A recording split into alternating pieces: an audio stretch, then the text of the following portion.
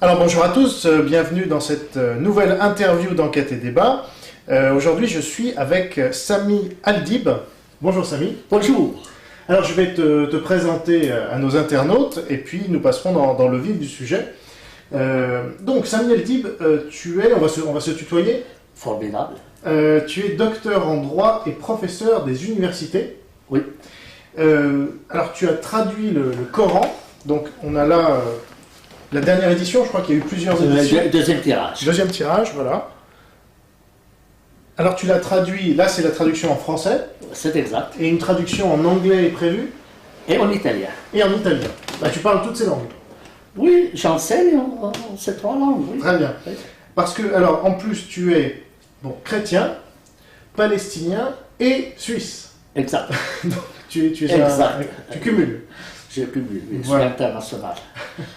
Bien, alors merci d'avoir accepté notre invitation. Première question, pourquoi avoir traduit le Coran? Qu'est-ce que tu voulais apporter de plus ou de différent?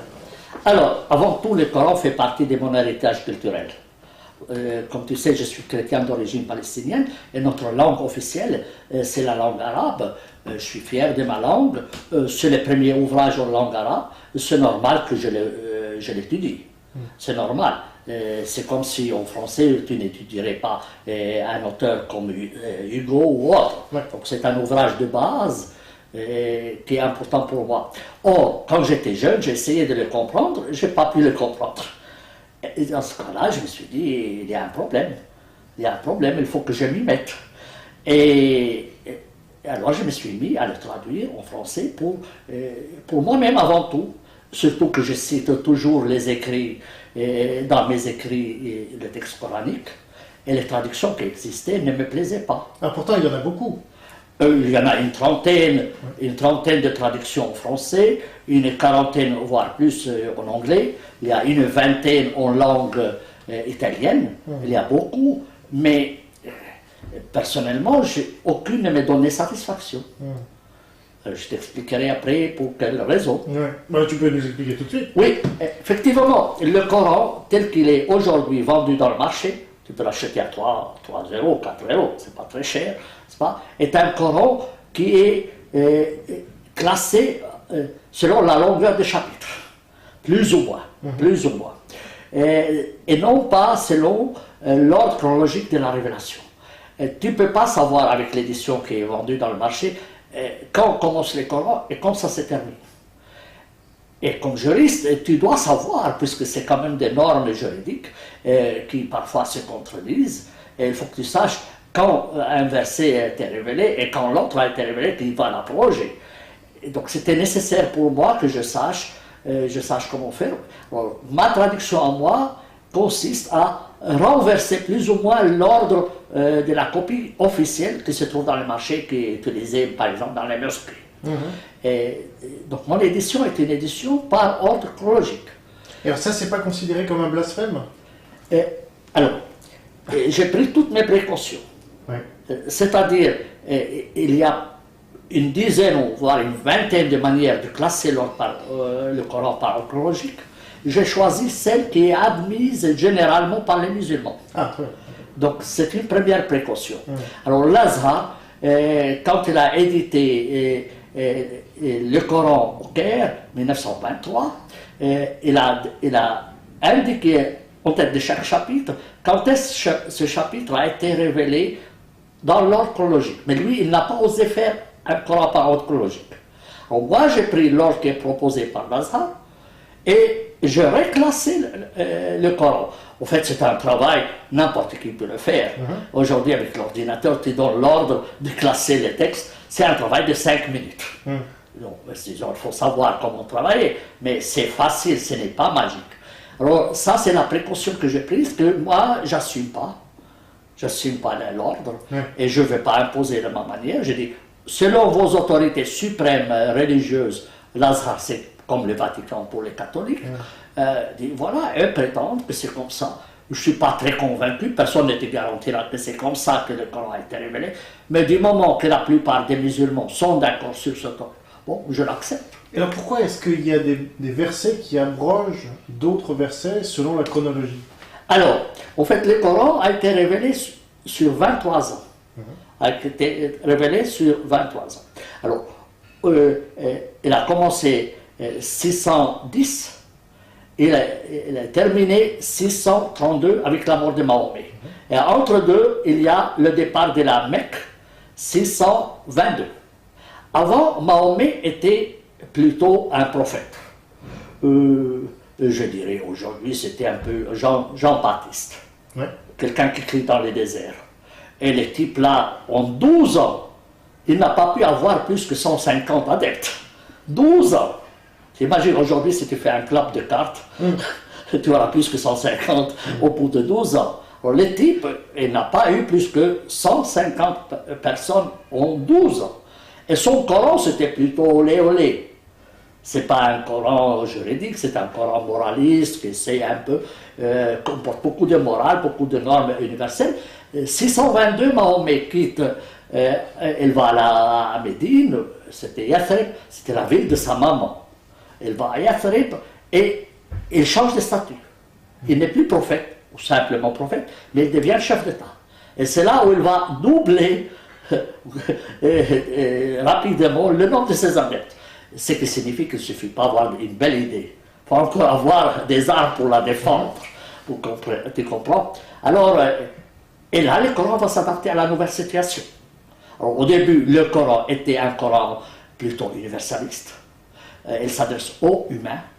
La plupart des versets sont révélés dans la partie mécoise, révélés entre guillemets, je t'en dirai après si c'est révélé ou pas. Bref, il ne commence pas aux humains, il s'adresse aux humains. 622, il change, il devient aux croyants. Il va opposer les croyants aux non-croyants. Et il devient, entre guillemets, raciste, si j'ose dire, aux sectaires. Il va s'adresser aux siens et il va condamner les autres. Avant, il était plutôt assez doux, assez humaniste, etc. Et là, il va régler les statuts de la société. Et 622, 632, il y a eu beaucoup de changements dans la société. Tu ne peux pas faire une loi aujourd'hui qui est valable dans 20 ans ou dans 10 ans. Le Parlement français, chaque 3 ans, chaque 10 ans, en Suisse, c'est chaque 3 semaines, on change de loi, si tu veux. Alors, chaque société connaît le système de l'abrogation. Donc, avec l'évolution de la société, Mahomet a dû adapter son Coran à la situation moderne. Mais ce que je veux comprendre, c'est pourquoi est-ce qu'on garde des sourates, en l'occurrence, qui sont abrogées dans le Coran? Si elles sont abrogées, ça sert à rien. Oui, en fait, si tu vas sur dans le recueil des lois françaises, ou les journaux officiels, français, on n'a pas supprimé les anciennes lois, on les garde. Et puis surtout, c'est un texte sacré, on n'ose pas les toucher. C'est un côté. Mais bon, et en fait, le texte qu'on a dans le Coran aujourd'hui, ce n'est pas tout le texte qui a été révélé. D'ailleurs, selon la théorie de l'abrogation en droit musulman, il y a des parties dans le Coran qui ont disparu, qui n'existent plus dans le Coran. Il y a des chapitres où ils ont perdu presque 2/3 de leur contenu. Entièrement. Disparu comme ça, volatilisés. Et même par miracle. Ça veut dire que les secrétaires de Mahomet les auraient écrits le soir et le lendemain, ils étaient effacés par miracle. Et certains les avaient appris par cœur et le lendemain, ils se rendaient compte qu'ils ne s'en rappelaient plus. C'est très drôle, mais c'est comme ça. Alors, plusieurs chapitres ont perdu une bonne partie de leurs versets. Mais malgré ça, on a gardé le texte du Coran. Et les juristes, quand ils ont travaillé, ils ont essayé de régler la situation juridique, se sont rendus compte qu'il y a des versets qui se contredisent. Alors comment régler cela? Ils disent, c'est la règle de l'abrogation. Les normes postérieures abrogent les normes antérieures. Et ça se connaît dans tous les systèmes juridiques du monde. Sauf que dans les journaux officiels, tu as la date. Il y a la date de la loi. Et tu as la page, le numéro de la page. Mais tu imagines que si tu enlèves tous les numéros des pages, et tu enlèves toutes les dates, et tu mélanges les feuilles, et tu auras 50 000 lois contradictoires, va savoir laquelle a été inventée avant, parce que tu n'as pas gâché. Sauf que là, apparemment, on sait alors. Alors, on a travaillé énormément pour essayer de trouver l'ordre. Mais ils n'étaient jamais sûrs. D'ailleurs, les auteurs musulmans eux-mêmes ne sont pas d'accord entre eux. Il y en a une dizaine, peut-être plus, de manière de classer le Coran, parce qu'ils n'étaient pas d'accord. Mais c'est approximatif. Et les orientalistes ou les spécialistes occidentaux de l'islam ont proposé leur propre ordre encore. Il y a l'ordre de l'Azhar, il y a les dizaines d'ordres proposés par les auteurs musulmans, et Ali aurait eu un Coran par ordre chronologique, les chiites, mais on ne sait plus où il est. Paraît-il qu'il l'aurait détruit pour ne pas fâcher les autres. Bref. Alors on a maintenant ce Coran qui nous permet de dire, voilà, tel verset a approché tel autre, parce que si on les mettait par ordre chronologique, il serait avant l'autre. Tu comprends? Alors, pour cela, l'ordre chronologique du Coran est important pour un juriste comme moi. Et puis, les gens disent normalement, il y a la partie mécoise du Coran qui est universaliste, il y a la partie médinoise qui est politique, mais comme ils sont mélangés, tu ne sauras pas ce que c'est. Tu ne sauras pas ce qui a été révélé avant, après, c'est un peu comme si la carte de Paris n'a pas de table des matières, n'a pas les en-têtes des chapitres. Oui, ou les noms des rues par ordre alphabétique. Imagine si tu veux trouver la rue où tu habites ici sur une carte sans avoir la table. Tu peux chercher nuit et jour, probablement tu trouves, peut-être tu ne trouves pas. Tu vois? Et alors, ce qui est étonnant, c'est que ton Coran se vend bien. Est-ce que les musulmans qui l'achètent, déjà, est-ce que ce sont les musulmans qui l'achètent, ou est-ce qu'il y a aussi des chrétiens? Parce que toi, tu es chrétien, donc si on est musulman, est-ce qu'on peut acheter un Coran qui est traduit par un chrétien? Tu vois ce que je veux dire? Oui. Alors, en fait, les musulmans se rendent compte que le Coran qu'ils utilisent actuellement, qui est l'officiel, entre guillemets, n'est pas le bon. Ils le savent. Ils savent que c'est désordonné. Mais ils n'osent pas le toucher. Et si quelqu'un le touche, gare à lui. Alors, un musulman n'oserait pas le faire. Ils étaient contents qu'un mécréant comme moi le fasse pour eux. Tu vois l'idée? On te l'a dit, ça? Certains me l'ont dit, oui. Parce que nous, on n'oserait pas le faire, cette fois. D'ailleurs, il y en a l'un ou l'autre qui a essayé. Eh bien, on a tout de suite retiré sa proposition. Il y a Beyrouth ou autre. Il y a Abu Zayd qui, dernièrement, avant de mourir, a dit qu'il fallait, en fait, publier le Coran par ordre chronologique. Il me connaissait, très probablement, il avait déjà ma traduction entre mes mains, et il savait que c'est comme ça. Mais ils se rendent compte, moi j'ai des musulmans qui me disent, l'unique manière de publier le Coran de façon intelligente, rationnelle et compréhensible, c'est la tienne. Mais c'est pas un livre rationnel, donc... Et non, mais disons, si tu les mets par ordre chronologique, c'est beaucoup plus lisible. On comprend mieux? Forcément, forcément, parce que là, tu peux suivre. Tu peux savoir tel nom. Prends par exemple le vin. Le vin n'a pas été interdit du premier moment. Il est passé par 3 étapes. Mais alors, comment tu peux savoir quelle étape est arrivée avant la fin, après l'autre? Tu vois, c'est ça les problèmes. Alors, ça veut dire qu'aujourd'hui, le Coran est incompréhensible tel qu'il est? Disons, il faut être un spécialiste et avoir creusé longtemps et probablement avoir appris le Coran par cœur pour pouvoir dénicher les versets. Et ce n'est pas facile.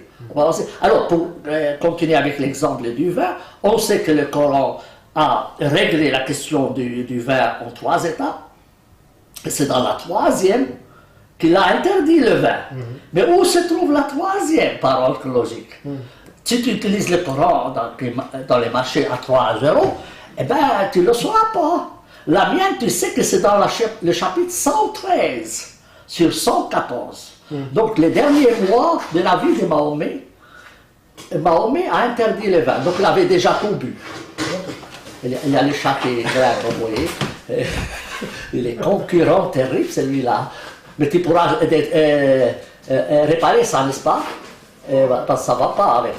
Tu peux. Si tu remonter, faire le montage, je dis. Ce qui est bien, c'est que tu avais fini ta phrase. Je vais la finir. C'est le chat là, qui fait n'importe quoi. Oui. Donc. Il monte partout. Il fait des bruits, il fait de la concurrence à moi. Les patrons, les grands. Bref, alors, le vin. on ne sait pas quand est-ce qu'il a été interdit, mais si tu prends ma traduction du Coran dans l'orchologie, tu sauras que le vin a été interdit au chapitre 113. 114, c'est un tout petit chapitre, donc c'est les derniers mois de la vie de Mahomet. Et il avait déjà tout bu. Et oui, pendant 23 ans, ils ont bu du vin. Ce n'est que le dernier mois. Moi, j'explique cela par une chose très simple, c'est qu'il y avait trop de guerres. Le vin ne se faisait pas sur place, il l'emportait. Et avec les guerres, on ne peut plus faire du commerce. Il n'y avait plus de vin. Alors, on dit maintenant, ça suffit, c'est interdit. Laissez-moi tranquille. Alors, parce que le Coran, qui l'a écrit finalement? Oui, alors, oui, c'est une très bonne question. En fait, le Coran, c'est un mystère. Alors, pour les musulmans, le Coran est dicté par Dieu à la lettre. Tu connais la belle histoire de Slimane Ben Issa. C'est un auteur de pièces de théâtre, aussi acteur, très fameux. Moïse, qui discute avec Jésus et avec Mahomet.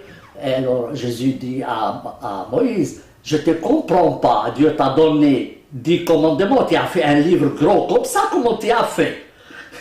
Et Moïse était fâché, il lui dit, écoute, et toi tu ne t'es même pas foutu à écrire ton livre toi-même, c'est tes copains qui l'ont écrit. Et là, Jésus dit, tu sais, le pire c'est Mahomet quand même. Il dit, comment Dieu n'avait pas confiance en lui, lui a dicté les livres à la lettre. Vous allez être sûr qu'est-ce qu'il y aura dedans. Alors pour les musulmans, ça c'est un auteur musulman qui dit ça dans une pièce de théâtre, hein. Ça s'appelle Prophète sans Dieu, pièce extraordinaire. Hein. Alors prophète, dans ce livre-là, en fait, pour les musulmans, l'auteur du Coran c'est Dieu. Mais comme tu sais, il n'y a que la pluie et les météorites qui tombent du ciel. Et si jamais tu vois un livre tomber du ciel, c'est parce que quelqu'un l'a jeté de la fenêtre d'un avion pour s'en débarrasser. C'est possible. Il n'y a pas d'autre moyen. Hein? Il n'y a pas... Ou si tu habites dans un étage supérieur, dans un grand bâtiment, que quelqu'un la jette par la fenêtre. Il l'a dicté à Mahomet par sa tête, alors, non? Et personne n'a dicté quoi que ce soit. Non, il n'y a aucun livre qui descend du ciel, je t'ai dit. Il n'y a que les météorites et l'eau qui descendent du ciel ou un livre qui tombe d'un avion.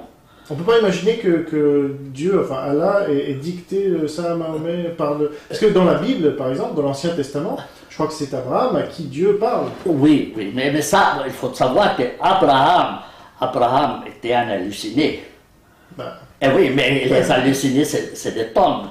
Tu sais, et tu peux te rendre compte, tous les prophètes étaient sur les montagnes pour recevoir la révélation. C'est-à-dire qu'il n'y a pas de témoin. Il n'y a pas de témoin, et tu sais, plus tu montes, plus tu hallucines. Parce qu'il y a un manque d'oxygène. Oui, mais un professeur de l'université hébraïque estime que Moïse n'a pas reçu les 10 commandements de Dieu. La montagne n'a pas fumé. C'est plutôt sa tête qui fumait. Oui. Enfin, en tout cas, ce qu'il en est ressorti, c'était quelque chose de vraiment nouveau pour l'humanité. Non, mais parce qu'il faut comprendre. Non, c'est pas nouveau, pas du tout, rien de nouveau. Rien de nouveau sur le Coran.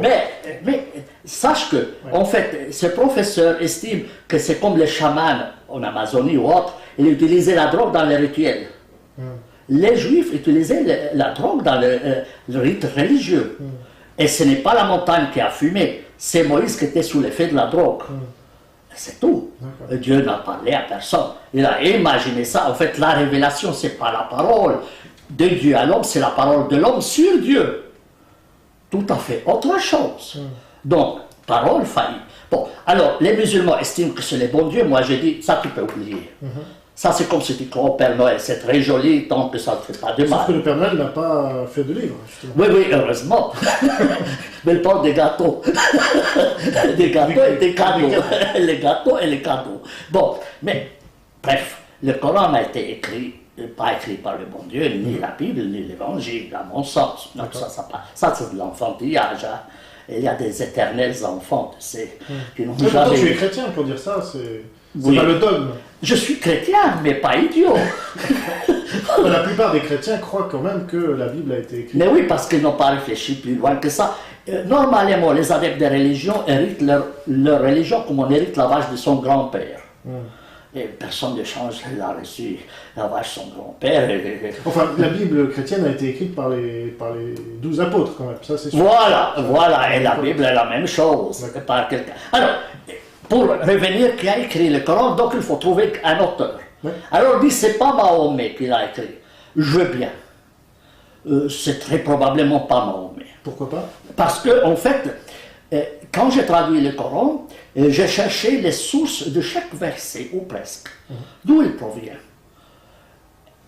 Et là, je me suis rendu compte, et je l'ai mentionné dans les notes, qu'en fait, le Coran, c'est à 90%, c'est du Suisse, 90% du Coran est copié des écrits juifs et chrétiens, ou autres qui existaient auparavant. C'est-à-dire quoi, le Talmud ou la Torah L'Ancien Testament, le Nouveau Testament, les Apocryphes, la littérature rabbinique, la Mishnah et les Talmud. Et le nombre des écrits qui ont été utilisés pour former le Coran sont impressionnants. Aujourd'hui, si tu écris une thèse de doctorat, tu ne peux pas t'enfermer dans une chambre. 2 heures après, tu vas chez les doyens ou les professeurs te disent écoute, l'ange Gabriel m'a livré le Coran, le voilà. Ah non. Et non. Et en fait, tu vas utiliser des sources. Mais lui, il est obligé de les citer parce que c'est l'ordre académique. C'est comme ça qu'on fait à l'université. Aujourd'hui, on cite ces sources. Et s'il ne les cite pas, mais on arrive quand même à savoir d'où il a tiré. Quoi, tu voudrais dire que c'est un plagiat, en fait? Mais tout est plagiat. Quand tu fais une voiture, tu ne la fais pas de zéro. Tu ne vas pas inventer les parapluies. Non, mais disons qu'il y a une originalité qu'on peut reconnaître. Non, le Coran, comme une thèse de doctorat, c'est 5% d'originalité et 95% du copier-coller. Ah oui. C'est certain.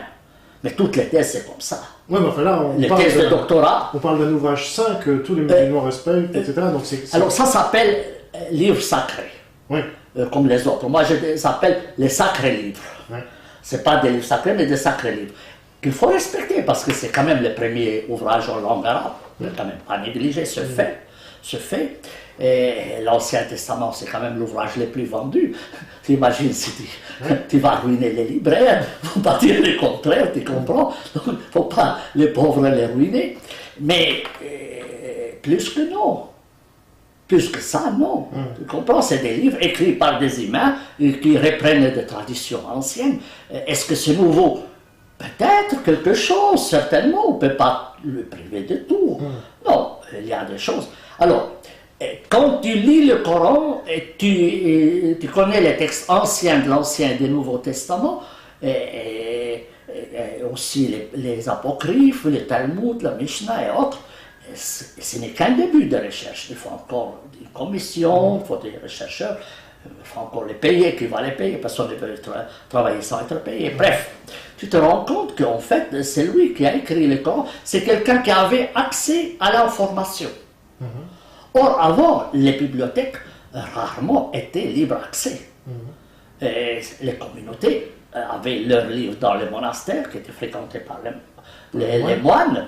Ou dans les communautés juives, c'était les rabbins qui avaient, et d'ailleurs on les appelle les gens du livre, parce qu'ils avaient des livres. Et ces livres n'étaient pas accessibles à tous. C'est pas n'importe Déjà, il faut savoir lire.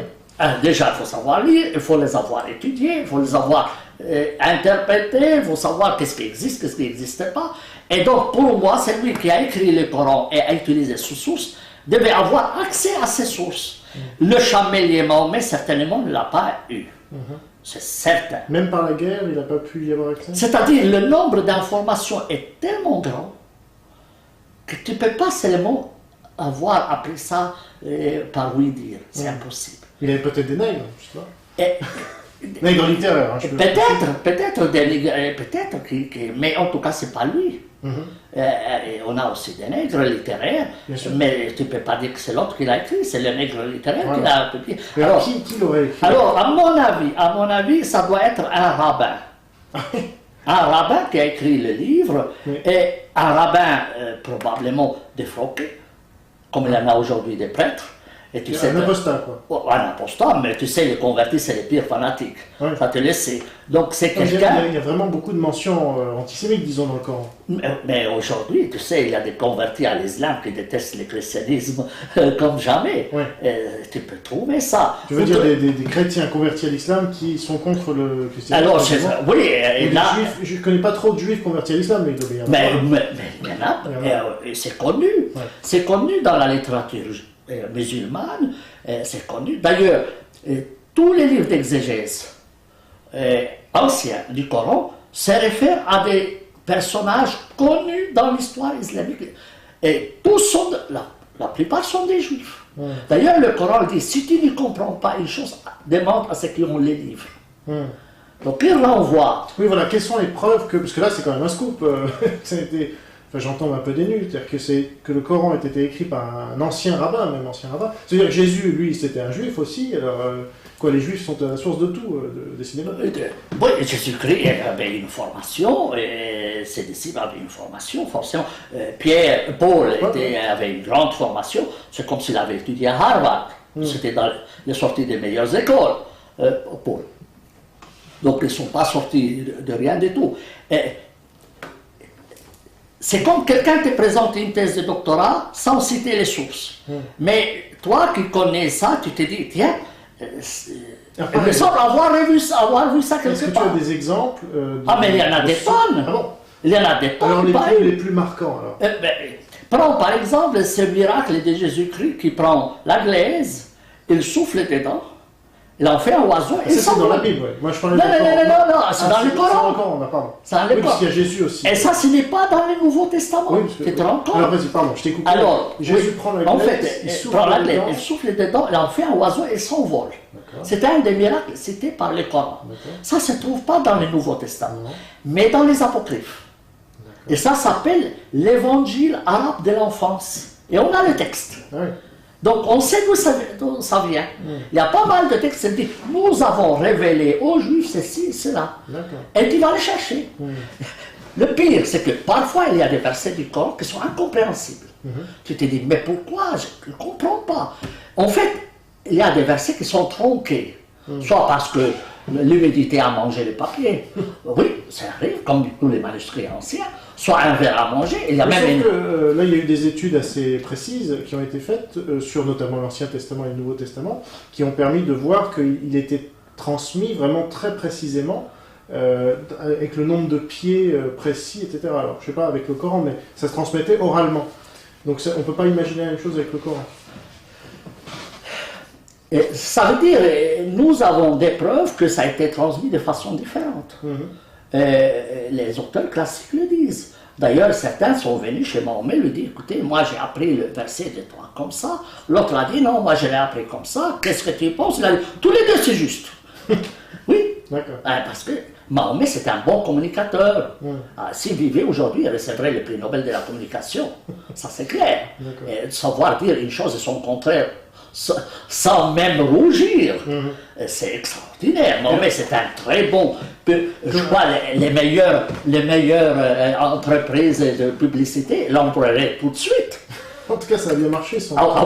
Mais oui. Est-ce que tu as d'autres exemples de la source juive du Coran? Il y a énorme. Alors, prends un verset qui est très symptomatique. Et quand j'ai traduit le Coran, la maman de Moïse reçoit l'ordre de jeter son fils, de le mettre dans un caisson, de le mettre dans l'eau, n'est-ce pas? Ça, c'est dans l'Ancien Testament. Ça se retrouve dans le Coran. Mais ce qui est le plus joli de cela, c'est qu'en fait, le Coran dit, l'ordre donne à la maman de Moïse, tu mets ton fils dans le tabout. Le terme utilisé, c'est tabout. Mais tabout, en arabe, ça signifie le cercueil. Alors, il demande à la maman de mettre son enfant dans le cercueil et de le mettre dans l'eau. Ça n'a pas de sens. Tu te dis, non. Mais pourquoi un cercueil?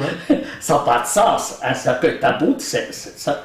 Alors, quand tu reviens au texte hébraïque, tu vas trouver qu'en fait, tabout, c'est translittéré de l'hébreu. Tel quel. C'est parce que tabout, ça existe en hébreu aussi? Mais dans le texte de la Bible. D'accord. Alors, mais ça n'a pas l'essence de cercueil, mais caisson. Ah, c'est un faux ami. Oui, mais en fait, celui qui l'a écrit le savait en hébreu, mais il ne savait pas comment ça se dit en arabe. Il a utilisé les mêmes termes. C'est comme si quelqu'un publie chez toi, éditeur, un Suisse alémanique.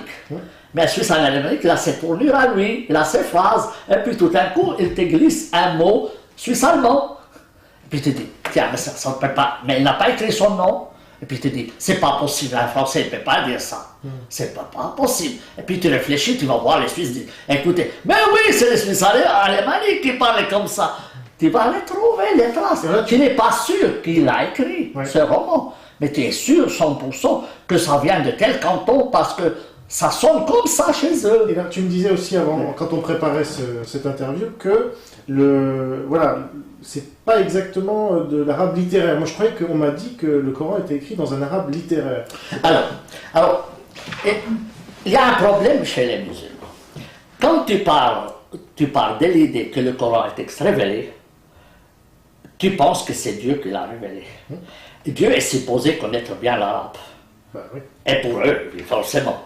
Et Dieu est connaisseur de tout. Ça, c'est le Coran qui l'a dit. Voilà. Alors, donc, il doit savoir l'arabe comme il faut. D'ailleurs, dans la tradition musulmane, la langue au paradis sera l'arabe. Donc, presse-toi d'apprendre l'arabe, comme ça tu auras moins de temps à perdre au paradis. Bref, alors, pour eux, Dieu, parfait. Donc, le Coran est parfait.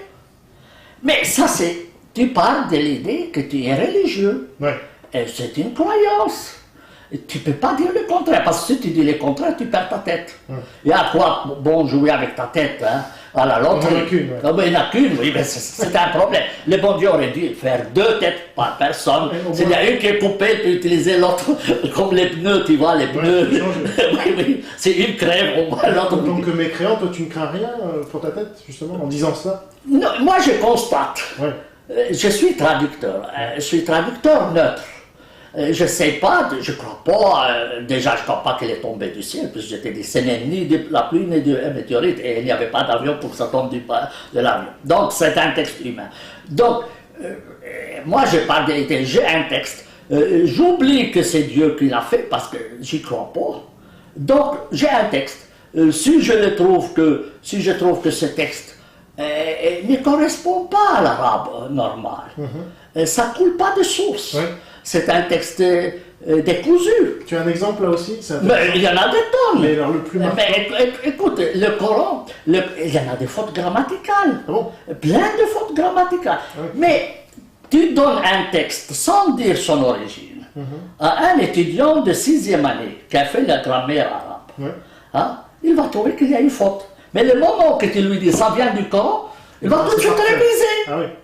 Et il va écrire 20 pages, un grand professeur, 20 pages, pour justifier une faute de la grammaire. Ah oui. Mais si toi, tu ne parles pas de l'idée que c'est Dieu qui l'a, tu n'as même pas besoin de perdre 20 pages. C'est étonnant parce que ça voudrait dire que la culture musulmane s'est basée sur un arabe qui n'est pas parfait, disons. Et donc, c'est des fautes, ce sont des fautes qui se sont transmises de génération en génération? Non, mais on sait que maintenant il y a des fautes. Ouais. Et si tu connais la grammaire arabe, tu es sûr qu'il y a des fautes. Mais simplement, les musulmans ne vont pas les reconnaître. Parce qu'en fait, ça serait de l'apostasie. D'accord. Tu risques de perdre ta tête. Donc, tu vas t'arranger pour... Il y a une faute, mais il n'y a pas de faute. Ah bon. Tu comprends? Tous ceux qui vont dans les écoles coraniques aujourd'hui, ils apprennent un arabe qui est mauvais? Alors, non, pas tout est mauvais, Non. forcément. Non, pas tout est Incorrect, mauvais. Mais, à mon avis, celui qui a écrit le Coran n'est pas de langue maternelle arabe. Ah, c'est ça. Tu vois? C'est comme si tu dis en français, je m'excuse pour les Noirs, elle dit français des petits nègres. Ou du français d'un Suisse alémanique. Voilà ce que... Ou français d'un anglophone. Ou au français, je ne sais pas de quoi. Un palestinien. Ou un palestinien, oui. Si Oui, toi tu écrivais un livre aujourd'hui, on verrait que théoriquement il n'est pas... mais oui, parce que tu vas dire, il y a des expressions, des proverbes qui viennent de l'arabe. Tu comprends? Alors, il y a des très beaux passages. On ne peut pas nier. Il y a de très beaux passages. Peut-être aussi à force de les répéter, on les trouve pour. Peut-être. Et puis, c'est une tournure qui... Poétique. Poétique, et puis qui entre comme telle, comme locution, et acceptée. Alors, à force de la répéter, ça devient vrai. Tu connais l'histoire. Un mensonge, si tu le répètes 1000 fois, il devient vérité. Tu connais, mais ça, tous les publicitaires te le diront. Donc, à mon avis, le texte coranique comporte de très beaux passages, mais son arabe n'est pas parfait. Mais un musulman ne peut jamais te les dire. Il n'osera pas. Mais là, j'imagine, je me mets à la place des musulmans qui nous écoutent et qui se disent, mais finalement, ce que Sami Al-Dib est en train de me dire, c'est que le Coran n'est pas écrit dans un arabe parfait et qu'il a été écrit par un ancien rabbin. Ouais. Ça fait beaucoup quand même, non? C'est beaucoup, mais écoute, moi je peux devenir millionnaire. Oui. Je peux te dire, je peux devenir millionnaire. Je n'ai qu'à les flatter. Ouais. Les musulmans aiment beaucoup, mais toute personne aime les flatteurs. Et tu sais très bien, le flatteur vit, on dépend de celui qui flatte. Mais tu veux dire en les flattant, c'est-à-dire en faisant un Coran comme ils attendent? Non, oui, ou de dire comme ils pensent eux. Ils vont dire, Sami Al-Dib, le professeur ceci et cela, il soutient notre point de vue, vous voyez que je suis dans la vérité. Mais en même temps, je les trompe, en fait, je vais juste remplir mes poches. Mais ça, c'est pas correct. Moi, j'ai fait mon devoir d'intellectuel, petit intellectuel. Universitaire. Universitaire, comme tu veux. Et je ne cherche pas à gagner quoi que ce soit. Tu vois, mon salaire incombe à Dieu, comme dit le Coran. Bon, je ne demande pas un salaire, mon salaire incombe à Dieu. Et j'estime que j'ai un devoir de vérité. Parce que la vérité vous sauvera. Tu connais le texte du Nouveau Testament, la vérité te sauvera. Mais c'est la réalité. Parce que si tu parles de l'idée que 1 et 1, ça fait 1,5 ou 3, tout le reste c'est de faux. Les opérations mathématiques, c'est tout faux. C'est intéressant ce que tu dis, parce qu'en tant que chrétien, qu'est-ce que ça te fait de traduire le Coran? Est-ce que tu considères que c'est une partie de ton œuvre chrétienne? Ça fait partie de ma culture. Tu sais, le Coran n'est pas un livre musulman seulement. Les musulmans ne l'ont pas mis au registre du commerce. Ce n'est pas protégé.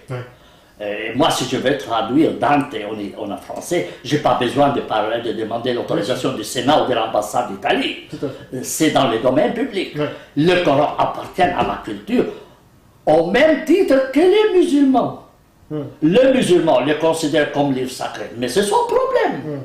Moi, je n'ai pas besoin de le suivre. Et moi, je pense que le Coran, c'est un texte arabe, point à la ligne. Et il n'a pas à me suivre. Il a le droit de dire ce qu'il pense, et moi, j'ai le droit de dire ce que je pense. Et puis que les meilleurs gagnent. Et que les meilleurs gagnent. Et puis, j'ai un devoir aussi de comprendre mon texte. Si eux le comprennent d'une manière, et ça ne me convient pas, pourquoi je dois répéter ce que eux disent? Eux disent aveuglément, il n'y a pas de faute de grammaire. Et puis je dis, mais non, il n'y a pas de faute de style. Mais écoutez, en tant que traducteur du Coran, je peux vous montrer les fautes de style. Je peux vous montrer des fautes. Mais on bagaille. On bagaille les fautes de style. Mais les musulmans ne peuvent pas les voir parce qu'il est aveuglé. Il est aveuglé par la croyance. Est-ce que tu les indiques dans tes versions? De temps en temps, je ne peux pas tout faire, parce que si je dois tout, ça sera un gros livre que non, soit un acheteur. Oui, à ce point-là. Oui, les fautes de style sont énormes. Parce qu'à l'époque, est-ce qu'il existait des écrivains de langue arabe aussi, qui écrivaient mieux? Écoutez, les textes qui sont venus après le Coran sont notamment mieux que le Coran. En tout cas, sur le plan grammatical, c'est plus correct. Sur le plan du style, il y a des textes extraordinaires. Omar Khayyam, par exemple, dont on parle souvent. Ça, c'est un poète. C'est un poète. Mais même, prends les livres de Gibran Khalil Gibran. L'arabe de Gibran Khalil Gibran est beaucoup plus beau que les textes du Coran. Évidemment, les musulmans vont voir rouge dans cela. Mais c'est son problème. C'est pas le mien. Tu comprends? On est sur 2 étages. On pourrait dire la même chose de la Bible. Il y a des textes plus beaux que... Absolument. Et puis si tu es juif convaincu, tu vas voir dans la Bible un texte extraordinaire. Tu vas chercher les mathématiques dedans, tout cela. Mais spécialement chez les protestants et les juifs orthodoxes, ça tu n'en finis plus. Tu comprends? Tu peux demander à Madonna, je ne sais pas qui, la cantatrice américaine, comment s'appelle? Oui, qui s'est convertie au kabbalisme. Ah oui, c'est Madonna. Madonna, oui, parce qu'elle croit au kabbalisme dans la Bible. Ouvre Internet et écrit mathématiques et Bible, et tu tombes sur des centaines. C'est la Gematria, c'est le deuxième niveau. Parce que chaque lettre en hébreu correspond à un chiffre. Oui, mais elle prétend que même Ben Laden est mentionné dans la Bible. Avec le code de la Bible peut-être. Ah oui, oui, et que mon nom aussi. Ah bon. Et que la guerre des 6 jours est mentionnée. Bon. Tu comprends? Heureusement. Hein? Mais ils l'ont découvert un peu trop tard. Alors, une question sur quelqu'un qui est très médiatique et qui a traduit le Coran aussi, c'est Malek Shebel. Alors, est-ce que tu as lu sa traduction du Coran et qu'est-ce que tu en penses? Écoutez, je n'ai pas lu toute sa traduction parce que je suis actuellement submergé dans mes traductions italiennes et anglaises. Et j'avais terminé ma traduction française et j'avais consulté une vingtaine et la sienne n'était pas encore sur le marché. Donc je n'ai pas pu et je n'ai pas beaucoup de temps malheureusement pour revenir à ça. Autrement, je dois laisser les traductions italiennes et anglaises. Mais j'en ai vu quelques passages. Les plus belles traductions, c'est comme les femmes. Ouais. Les plus belles femmes sont les plus infidèles. Ah. Tu vois? Ouais. Alors, les plus belles traductions, elle est probablement sur le plan linguistique, elle est plus jolie que la mienne. Ouais. Parce qu'il est moins fidèle que la mienne. Elle- Moins fidèle que la mienne Ah bon. au texte arabe. D'accord. Il a enjolivé. Moi, je viens d'écrire une lettre à une traductrice italienne du Coran. Je lui dis, je te félicite. Ton texte italien est plus joli que le texte du Coran. C'est réel. Ouais. Moi, je préfère lire son texte italien que le texte coranique. D'accord. Alors que l'arabe, c'est quand même ma langue maternelle. Son texte italien se lit plus facilement que le texte du Coran. C'est les combles. Tu imagines, c'est les pires des compliments pour les... Oui, parce qu'un traducteur met toujours du sien dans une Mais oui, parce qu'autrement, ça ne se vend pas. Non, parce qu'on dit aussi toute traduction est trahison. Trahison, mais pas seulement trahison. Mais là, il veut vendre un livre. S'il le traduisait comme tel, mais personne ne va l'acheter. Ouais. C'est du chinois. Il y a des passages, je te garantis, c'est du vrai chinois. Tu le veuilles ou pas. Donc c'est de la vulgarisation qui fait. Et disons, c'est comme tu as une fille qui est moche. Ouais. Et tu vas la vendre. Ouais. La vendre comme des chameaux, je m'excuse, la marier. Alors tu vas l'envoyer chez la maquilleuse. Tu vois, elle va la faire la plus jolie possible. Je ne sais pas combien de temps ça va résister le maquillage, mais quelqu'un qui ne l'a jamais vu avant, il ne va pas douter. Mais après qu'il y a un peu de pluie, tout le maquillage part et puis tu la retrouves dans l'état pur. Aujourd'hui, moi je ne connais pas bien. Est-ce qu'il y a une traduction qui fait autorité du Coran? Alors, en arabe, comme pour les textes législatifs, c'est la langue d'origine qui fait foi. Ouais. Qui fait foi. Alors les traductions, il y a eu beaucoup de débats, est-ce qu'on peut traduire ou pas? Alors il y a une qui est assez utilisée par les francophones, alors c'est Hamidullah. Hamidullah. Il y a Berk qui a fait sa traduction, mais qui est très critiqué par les musulmans. Mais il faut dire que Berk c'est un littéraire. Et il a fait une très jolie traduction. Est-ce que les fidèles, je l'ai consulté? Non. Mais parce qu'il voulait la vendre. Il voulait marier sa fille. Tu vois, et puis il ne peut pas se permettre, en tant que littéraire français, de présenter un texte illisible. Forcément. Ouais. Alors, il a passé. Tu vois, c'est comme tu fais l'éloge de quelqu'un. Ne quand même pas sortir ses défauts. Ouais. Oui, surtout que si tu reçois quelque chose. Oui. Moi, j'ai des gens qui ont acheté mes livres et disent c'est snob. Ah ouais. Ils disent, certains, c'est du français snob. Je dis non, c'est du fidèle. J'essaie d'être fidèle autant que possible. Hein. J'ai consulté plusieurs, mais j'essaie d'être aussi fidèle que possible. Et malheureusement, je peux pas faire plus beau que l'original. Et je ne veux pas le faire. Parce que j'aimais, en fait, tu prends Berk. Ouais. Sa traduction est en français. Mais il n'y a pas le texte arabe en face. Ah oui, on peut montrer ça d'ailleurs. Oui. Alors là, c'est...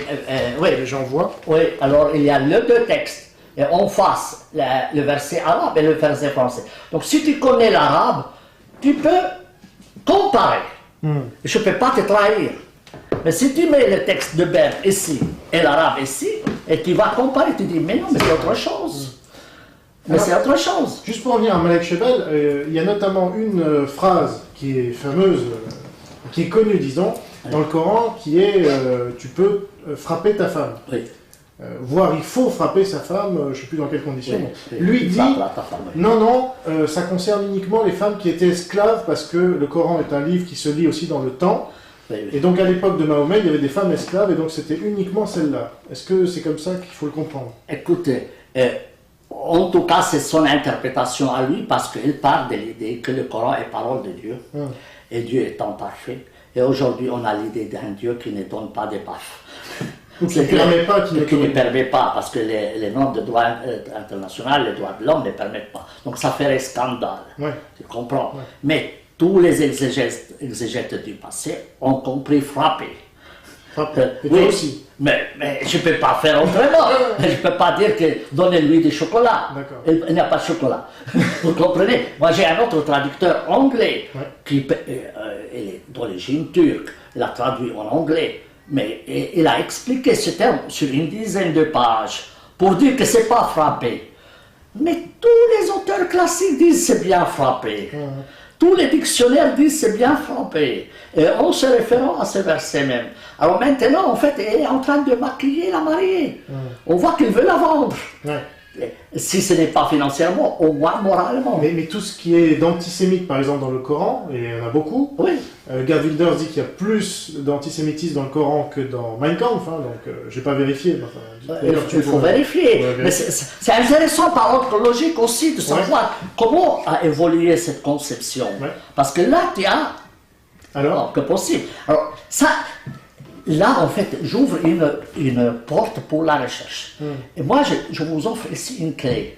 Et toutes les recherches sont permises. Avec les textes anciens, ce n'est pas possible. Avec l'édition normale, ce n'est pas possible.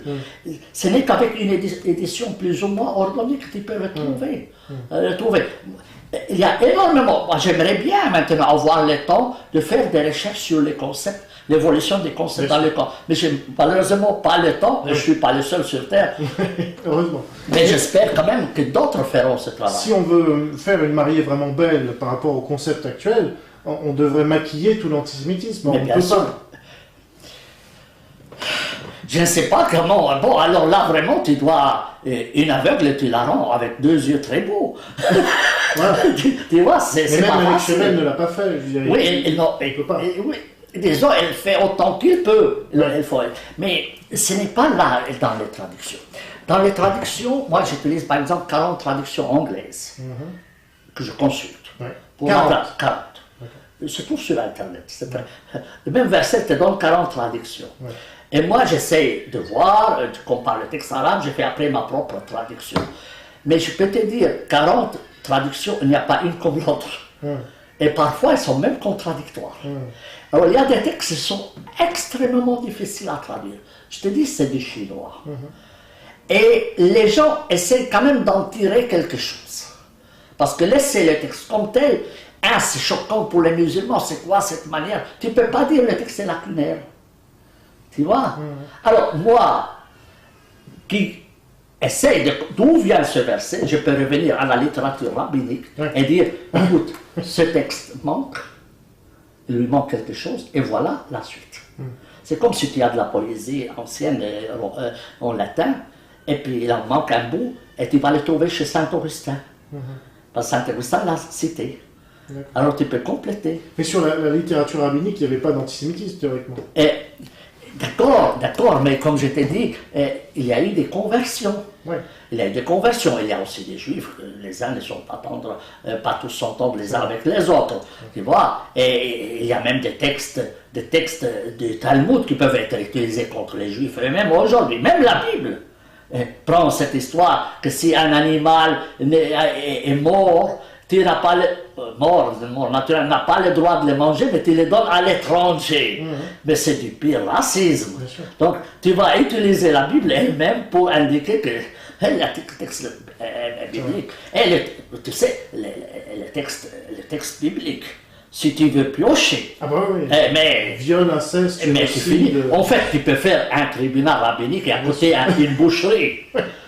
Tu vois, là, à côté de l'autre, tu passes du tribunal à la boucherie. Le nombre de fois qu'il faut tuer chez eux, c'est une vraie boucherie. Et alors justement, une question, je ne sais pas si c'est la dernière, mais elle me paraît intéressante, c'est que dans le Coran, comme dans d'autres textes sacrés, on trouve des horreurs, au vu de nos codes moraux actuels. Mais les musulmans veulent s'y conformer, en tout cas ceux qui pratiquent, les orthodoxes, ils doivent s'y conformer. Donc est-ce que tu penses que c'est un livre dangereux Alors, écoute, le problème avec les musulmans, il part de l'idée que c'est un texte sacré et que Dieu connaît tout. Et c'est le meilleur des juges, dit le Coran. Et il connaît mieux les normes qu'il faut appliquer. Il prévoit par exemple la peine de mort, et nous on est aujourd'hui contre la peine de mort. Non, Dieu l'a décidé, tu n'as pas le droit de l'enlever. Tu comprends? Alors, tant qu'ils peuvent, ils vont l'appliquer. Et quand ils ne peuvent pas, ils vont fermer un œil et attendre le moment propice pour l'appliquer. Aujourd'hui, la plupart des pays arabes ne l'appliquent pas. Mais si demain les frères musulmans arrivent au pouvoir, je te garantis 100% qu'ils vont l'appliquer. D'ailleurs, la Ligue arabe le prévoit dans le projet du code pénal. La Ligue arabe, il y a plusieurs projets. Donc, ça dépend de la force. Si tu as la force, tu peux appliquer n'importe quoi. Hani Ramadan, on lui a dit, qu'est-ce que tu penses de la lapidation? C'est une norme barbare. Il dit, non, je ne peux pas critiquer le bon Dieu. Et c'est ça le problème. C'est que un intégriste, il va essayer. Alors, on ferme les yeux, ou on attend des moments plus propices, mais on ne peut pas effacer. Alors, la solution serait radicale. Et la suivante. C'est-à-dire, écoute, le Coran n'est pas parole de Dieu. La Bible n'est pas parole de Dieu. L'Évangile n'est pas parole de Dieu. C'est une parole d'humain. Les humains du 7e siècle avaient des normes qui diffèrent des normes du 21e siècle. C'est normal. Il y avait de l'esclavage, lit Saint Paul, il y a l'esclavage, il y a l'esclave de ne pas se rebeller contre son maître. Tu comprends? Etc., etc. La Bible comporte des normes. Alors, si tu estimes que c'est Dieu qui l'a dit, mais en fait, tu fais la faillite du bon Dieu, si j'ose dire. Le bon Dieu devient un boucher, devient un criminel. Pratiquement, tu dois le dénoncer au tribunal pénal international. Le bon Dieu en personne. Tu imagines la mauvaise publicité pour le bon Dieu. Le pauvre. Tu sais, le bon Dieu a un beau dos, hein. Alors qu'en réalité, le bon Dieu, le 7e jour, il t'a laissé reposer, tu sais, après avoir créé le monde. Et après, il n'est plus revenu au travail. Il est toujours à Saint-Tropez en train de plonger les fesses, le bon Dieu. Donc il n'a envoyé aucun prophète. C'est une histoire d'enfantillage. Mais Jésus, toi, le chrétien... Personne, mais non, mais là, c'est des gens comme toi et moi, on parle de l'idée. Je ne parle pas en tant que croyant. Si tu veux croire au Père Noël, c'est ton droit. Oui, mais toi, en tant que chrétien, tu crois... Mais je n'ai pas besoin de croire. Moi, quand j'étais petit, je croyais au Père Noël. Aujourd'hui, non. D'accord. Donc tu ne crois pas à Jésus en tant que chrétien? Écoute, j'adore mon Jésus-Christ. J'ai dit je suis chrétien. D'ailleurs, l'habiter à 20 km de mon village, je le trouve extraordinaire. Maintenant, est-ce qu'il est Dieu ou pas? Ça appartient au dogme. Et ça ne m'intéresse pas du tout. Alors, si tu me dis, est-ce que Jésus-Christ est fils de Dieu ou pas? Comme avocat, je te dis, tu me payes, je cherche sa paternité. Mais gratuitement, je ne suis pas prêt à le faire. Tu comprends? Alors, si toi, tu crois qu'il est fils de Dieu, c'est ton droit. Et puis, ça m'avance à quoi? Ça me fait de belles gens, pourquoi? Ça lui fait de belles gens. Alors moi, il y a des musulmans qui disent, tu crois Jésus-Christ, fils de Dieu? Je dis, écoutez, c'est simple. Si tu es pressé, tu lui téléphones. Si tu n'es pas pressé, tu attends que tu meurs, tu lui demandes. Mais moi, ça ne m'inquiète pas. Pour moi, qu'il soit fils de Dieu, fils de Moïse, fils d'un Romain, fils de Joseph, de ce que tu veux, ça ne me change absolument rien. Oui, moi, je ne suis pas là. Alors, je ne suis pas un état civil. À aller chercher la paternité des gens. Mais tu n'as pas répondu complètement à ma question. C'était, est-ce que pour toi le Coran est dangereux ou pas? Tous les textes sacrés sont dangereux. La Bible comme le Coran. L'Évangile aussi. Mais à moindre degré. Parce que l'Évangile n'est pas un texte juridique. Et puis prendre la paix, l'amour... Pas toujours, mais en tout cas au moins. Partie, quoi. Ben, Jésus-Christ a vécu peu de temps, il faut dire. Il n'a pas eu le temps de développer ça. Toute sa mission s'est limitée à 3 ans. Avant, c'était un menuisier. Après, il a pris sa retraite anticipée à 30 ans parce qu'il en avait ras-le-bol et il a commencé à se promener et à raconter des belles histoires. Bon, il est extraordinaire comme type, mais il n'est pas juriste. C'était aujourd'hui, on dirait aujourd'hui un SDF. Ou un hippie, si tu veux. C'est pas du tout un juriste. Il reprend plusieurs épisodes du Nouveau Testament. Tu vois qu'il se foutait de la loi. Tu comprends? Moïse. Il est là pour l'abroger d'ailleurs. Il dit qu'il est venu le compléter. D'accord. Mais en fait, tu ne peux pas dire autrement, tu sais. les milliers étaient hostiles. Ah, mais en fait, il a foutu la bagaille, c'est clair et net. Hein. Mais il y a certains passages de Saint Paul qui sont terribles, où il dit à la femme d'obéir à son mari, etc. Et ça, c'est aussi choquant. Moi, je l'appelle le rabbin Paul. Il était rabbin, oui, disons, formation rapide. C'est clair et net. Tu comprends? Tous les textes anciens, comme si tu prenais le texte de Hammurabi, tu l'appliques aujourd'hui. Est-ce que c'est pas dangereux? Mais bien sûr, c'est dangereux. Mais est-ce qu'il n'y a pas des différences de degrés entre justement l'Ancien Testament, le Nouveau et le Coran? Alors, le Coran et la Bible, tu peux les mettre dans le même sac. Ouais. Parce que c'est... La Bible, c'est l'Ancien Testament, non? Oui, l'Ancien Testament. Oui, l'Ancien Testament et le Coran, tu peux les mettre dans le même sac. C'est les deux facettes de la même monnaie. D'accord. D'ailleurs, le Coran emprunte énormément. Œil pour œil, dent pour dent, ça vient du Coran, de l'Ancien Testament et pas du Nouveau Testament. Mais paraît-il que c'était une amélioration parce qu'avant, c'était pour un œil, il fallait trois yeux. Vous tuez carrément la personne. Ce n'est pas dit dans l'Ancien Testament, à ma connaissance. Mais, ça, c'est les études historiques. Peut-être, mais à ma connaissance, l'Ancien Testament prévoit un œil pour un œil, pas un œil pour cinq. Non, parce qu'avant, voilà, ça venait abroger une situation pire. Un peu comme le Code Noir est arrivé. C'est clair. Bon, c'est terrible, mais ils ont amélioré les choses. Mais écoute, dans la Bible, il y a des passages qui disent qu'on sacrifiait des enfants. D'ailleurs, Abraham devait sacrifier un enfant, et puis on a échangé ça, un mouton. On n'a pas demandé la vie du mouton. Tu comprends? Jusqu'à maintenant, on sacrifie des milliers de moutons à cause d'Abraham. Alors, que pauvre mouton, tu sais, dans la Bible, il y a une histoire que tu connais peut-être, mais c'est que si tu as fait un péché, tu prends un veau ou je ne sais pas quoi, tu les sacrifies. C'est toi qui as fait la connerie et c'est le mouton qui doit payer les péchés. Tu te dis, mais c'est pas juste. Si toi tu as fait la faute, c'est toi qui répares, c'est pas tu ne le fais pas payer au mouton, pour ainsi dire. Aujourd'hui, la société capitaliste fait payer aux animaux aussi le fait qu'elles veuillent se nourrir. Forcément, mais disons aujourd'hui, tu ne peux pas savoir le nombre de moutons qu'on a dû sacrifier à cause des péchés. Et on ne les sacrifiait pas seulement pour les manger, mais on devait les brûler. Les brûler. Donc, il y a un passage, je le dis, telle période, lorsqu'on a inauguré le temple, on a tué 3000, je ne sais pas quoi. Mais pour toi, la solution, ça serait quoi? Alors, la solution, c'est simple, la solution est très simple, c'est de désacraliser les livres sacrés, sans manquer de respect envers eux, vu leur historicité. Sans manquer, mais dire, ce texte appartient à leur époque. L'humanité a progressé. Quand tu étais petit, tu étais nourri au biberon. C'est normal comme tout le monde. Mais aujourd'hui, si tu vas dans la rue et tu prends ton biberon avec toi, elle te prend pour un taré. Tu comprends? Donc l'humanité, on peut estimer qu'elle a progressé. D'ailleurs, c'est pas pour rien que le Coran dit que Mahomet, c'est le dernier prophète. Ça veut dire qu'on n'en a plus besoin. C'est ça. Ça veut dire que c'est le dernier biberon. Désormais, tu manges comme tout le monde. Tu te débrouilles tout seul. Tu n'as pas besoin de Mahomet. Pauvre Mahomet, il était brave type, tout ce que il a fait ce qu'il a pu dans son temps. Mais c'est fini. Aujourd'hui, tu te débrouilles. C'est ce que disent les auteurs musulmans libéraux. Les pauvres, mais bon, ils font ce qu'ils peuvent, eux aussi. Alors, et on peut rester musulman comme ça? Alors, est-ce que l'islam va perdre son âme dans cela? Mais écoute, le christianisme a fait l'Inquisition au Moyen-Âge. Aujourd'hui, on ne fait plus l'Inquisition. Et malgré ça, on est toujours chrétien.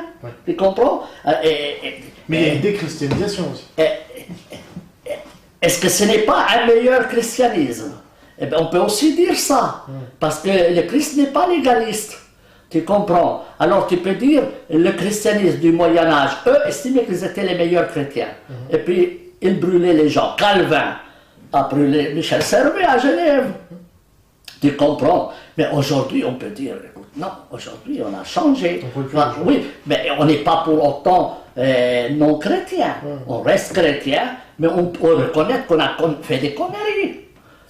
Oui, la ville de Genève, d'ailleurs, a fait stèle pour Michel Servet. Il a même consacré une rue en son nom, ce qui lui fait de belles jambes, évidemment. Oui. Mais donc là, il faudrait, par exemple, que les musulmans reconnaissent que Mahomet a passé au fil de l'épée 900 juifs. Seulement. C'est très peu, tu un moment, hein. Mais bien sûr, mais Moïse a tué 3000. De ses propres mains. Avec ses copains, en descendant de la montagne, il a tué 3000. Ce qui est peu connu d'ailleurs. Mais c'est dans la Bible que dit. Aujourd'hui, Moïse, mon cher ami, s'il vivait aujourd'hui, il passerait au tribunal pénal international pour crime de guerre et crime contre l'humanité. Mais ils n'étaient pas des...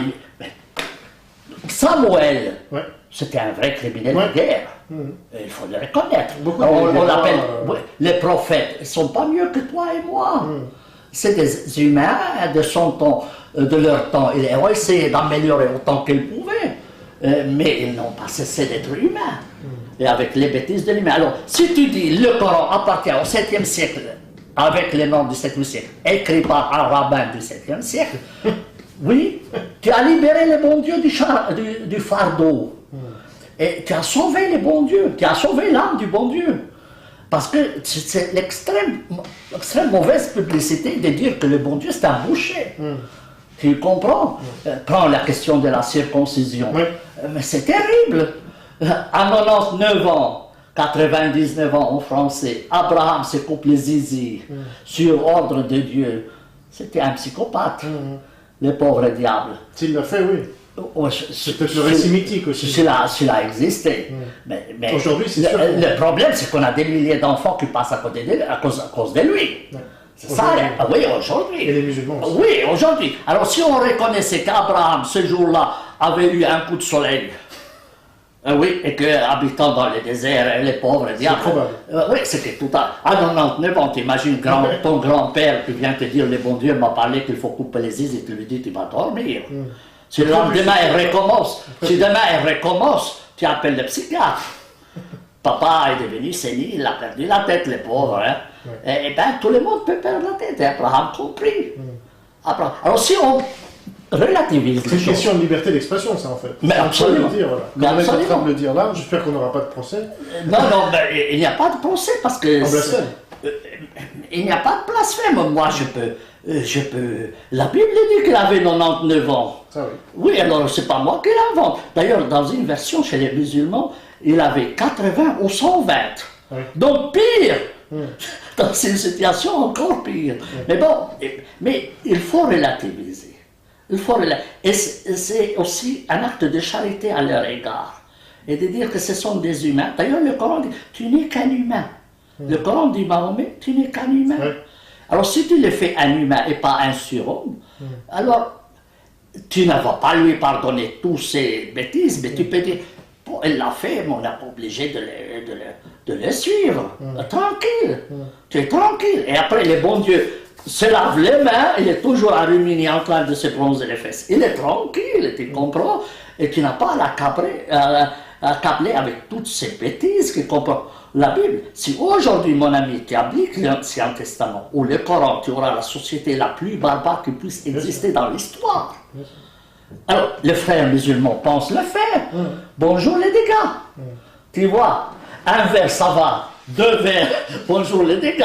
Tu comprends? C'est ça le problème, c'est un retour à la raison. Ça me paraît être une excellente conclusion pour cette interview. Merci. Un retour à la raison. Merci beaucoup Sami Aldib d'avoir accepté notre invitation. Vous donnez une conférence ce soir donc au Centre Saint-Paul qui sera rediffusée, donc vous pourrez la suivre si vous ne pouvez pas y assister. Et donc merci à vous d'avoir assisté à ce débat jusqu'à son terme, fort intéressant à mon avis. Et donc n'oubliez pas que la liberté d'expression ne vaut que si elle est partagée par tous. Oui. À très bientôt. Merci. Au revoir. Au revoir, merci beaucoup.